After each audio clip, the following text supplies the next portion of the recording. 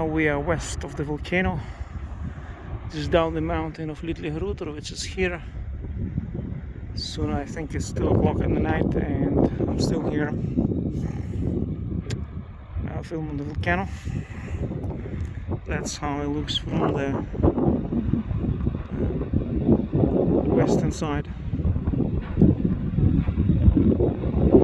Right, we are facing the exit point of the volcano. Those gates, you see which lava is flowing out.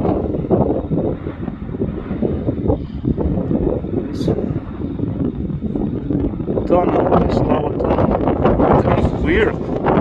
How is it possible that lava made this tunnel for itself to get out of the volcano, and how it got built over is unbelievable. I just find it mind-boggling how this is all is building out and forming up.